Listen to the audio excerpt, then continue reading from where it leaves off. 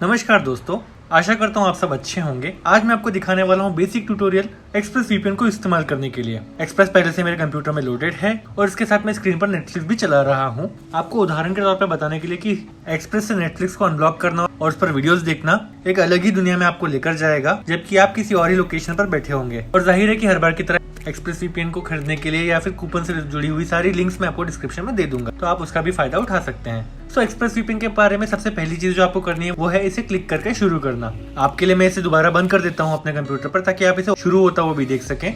याद रहे कि ये मैक कंप्यूटर वाला एक्सप्रेस वीपीएन है, तो मुझे बस इसके आइकन पर एक बार क्लिक करना होता है। आप देख पा रहे हैं इस वक्त कनेक्टेड है, वहाँ एक लेबल पर कनेक्टेड लिखा हुआ भी है और एक हरे कलर का एरो भी दिख रहा है। और क्योंकि मेरे पास गूगल क्रोम का ब्राउजर एक्सटेंशन भी है, इसलिए यहाँ ऊपर भी वो कनेक्टेड दिखा रहा है।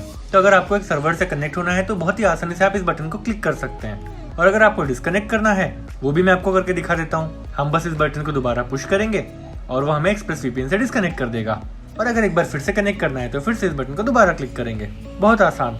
अब मैं आपको बताता हूँ कि आप किस सर्वर से जुड़े वो कैसे चुनते हैं। अगर आपको नहीं पता है कि कौन सी लोकेशन से जुड़ना है तो अब आप बस इस बटन को दबा दीजिए और वो अपने आप ही आपको स्मार्ट लोकेशन से कनेक्ट कर देगा। स्मार्ट लोकेशन तो हर एक वीपीएन टूल में अलग अलग नाम से जानी जाती है।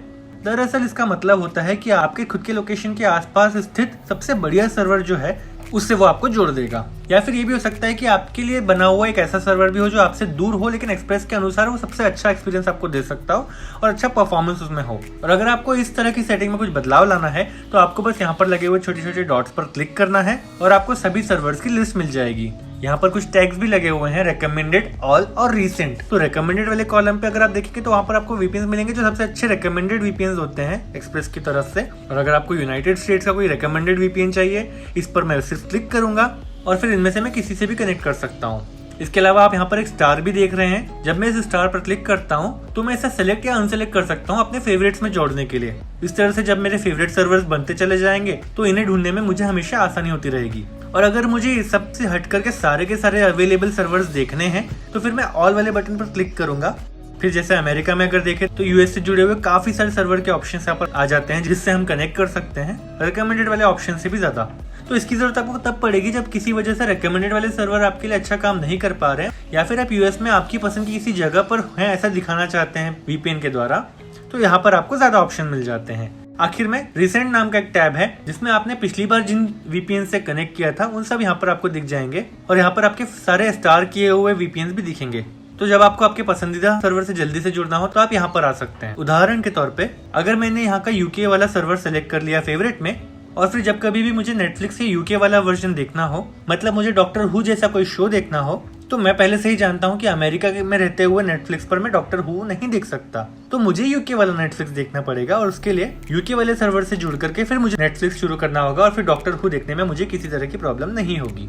इसके अलावा एक और फीचर जो एक्सप्रेस का मैं आपको दिखाना चाहता हूँ वो है इसका स्पीड टेस्ट। इसके साथ आप एक टेस्ट रन कर सकते हो जो अभी मैं आपको करके भी बताऊंगा समझाते हुए। ये क्या करता है, बेसिकली एक टेस्ट रन करता है अलग अलग सर्वर वाले लोकेशंस का और हमें कैलकुलेट करके बता देगा कि हमारे लिए सभी सर्वर्स कैसा परफॉर्म कर रहे हैं इस वक्त। इस टेस्ट की वजह से आप निर्णय ले पाएंगे कि इनमें से सबसे अच्छा सर्वर आपके लिए कौन सा है। अब इसके पीछे आइडिया ये है कि वैसे तो स्मार्ट लोकेशन वाला फीचर जो है वो बढ़िया काम कर लेता है एक अच्छा सर्वर ढूंढने में, लेकिन अगर आप खुद से अपने पसंदीदा शहर का सबसे तेज सर्वर ढूंढ रहे हैं, उदाहरण के तौर पर अगर मैं एक्चुअल में भारत में बैठा हूँ और मैं यहाँ बैठे बैठे जानना चाहता हूँ कि कनाडा में या फिर अमेरिका में सबसे तेज सर्वर कौन सा है, तो ये ऑप्शन मेरे लिए बहुत काम का साबित होगा।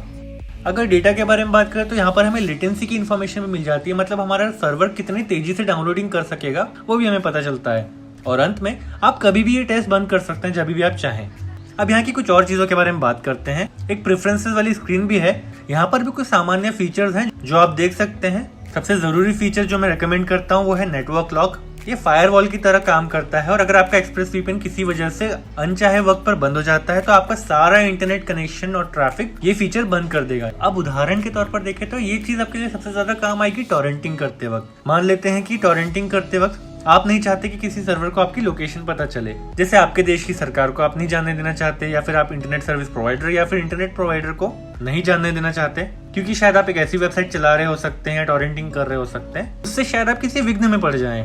आशा करते हैं कि आप कोई इलीगल काम ना कर रहे हो, लेकिन फिर भी किसी वजह से अगर आप कुछ ऐसी चीज डाउनलोड कर रहे हैं जो आप किसी और को पता चलने नहीं देना चाहते, वहीं एक अच्छा वीपीएन काम आता है जैसे कि एक्सप्रेस। और ऐसे में अगर एक्सप्रेस वीपीएन अचानक से किसी वजह से बंद हो जाए, सीधी बात है ऐसा कभी कभी हो सकता है। वैसे मुझे एग्जैक्टली याद नहीं कि आखिरी बार मेरे साथ ऐसा कब हुआ था, फिर भी ये देखा गया है कि दूसरे वीपीएन्स में ऐसा अक्सर होता है। तो अगर आप एक्सप्रेस में भी डिस्कनेक्ट हो गए 1-2 सेकंड के लिए ही सही, और फिर रिकनेक्ट भी हो गए, तो उन चंद सेकंड्स में आपके टॉरेंटिंग या डाउनलोडिंग के बारे में जानकारी आपके इंटरनेट प्रोवाइडर या आपकी सरकार को भी पता चल सकती है, या जो भी आप पर नजर रख रहा होगा उस वक्त। और जैसे कि मैंने पहले भी बताया है, अगर आप किसी रेस्ट्रिक्शन वाले एरिया में रहते हो तो आपको बहुत बुरा विघ्न इसमें आ सकता है। और इसीलिए यहाँ पर नेटवर्क लॉक वाला फीचर बहुत काम का है, जो आपके कंप्यूटर पर इंटरनेट कनेक्शन को ही बंद कर देगा और फिर आपको चिंता नहीं रहेगी कि आपका कोई भी डेटा किसी और के पास जा रहा है। और इस तरह से ये फीचर यहाँ पर बहुत ज्यादा काम का साबित होता है। और जब बात आती है प्रोटोकॉल्स के बारे में, एक्सप्रेस आपको बहुत सारे ऑप्शंस देता है। शुरुआत करने के लिए सबसे अच्छा ऑप्शन है ऑटोमेटिक, जो पहले से ही वहाँ लगा हुआ होता है और आप देख सकते हैं कि वही रिकमेंडेड भी है।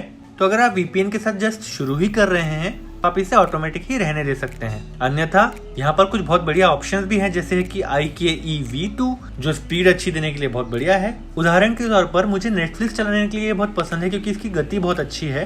फिर भी कई बार ऑटोमेटिक वाला ऑप्शन भी बहुत बढ़िया काम कर लेता है। और जाहिर है आपके पास यहाँ कुछ शॉर्टकट भी है, एक ब्राउजर एक्सटेंशन वाला ऑप्शन भी है इसमें, मेरे पास यहाँ पर जो लगा हुआ है। और फिर यहाँ पर कुछ एडवांस लेवल की सेटिंग भी है, जिसे देख कर एक बार रख लिया जाए तो अच्छा रहेगा। तो ये था एक आसान तरीका एक्सप्रेस वीपीएन को इस्तेमाल करने का। जैसे कि आप देख पा रहे हैं कि स्पीड टेस्ट अभी भी चल रहा है, तो अब मैं जाकर के उसे बंद कर दूंगा। और आप देख पा रहे हैं कि एक्सप्रेस कनेक्टेड भी नहीं है, और अगर मुझे दोबारा उसे कनेक्ट करना हो तो मैं इस पुश बटन पर क्लिक कर दूंगा और ये दोबारा मुझे वीपीएन से कनेक्ट कर देगा। बहुत ही आसान। तो अब मैं आशा करता हूँ कि ये वीडियो आपके काम आया हो। अगर आपका कोई सवाल है एक्सप्रेस वीपीएन से जुड़ा हुआ तो जरूर वो कमेंट में लिख करके मुझे बताएं।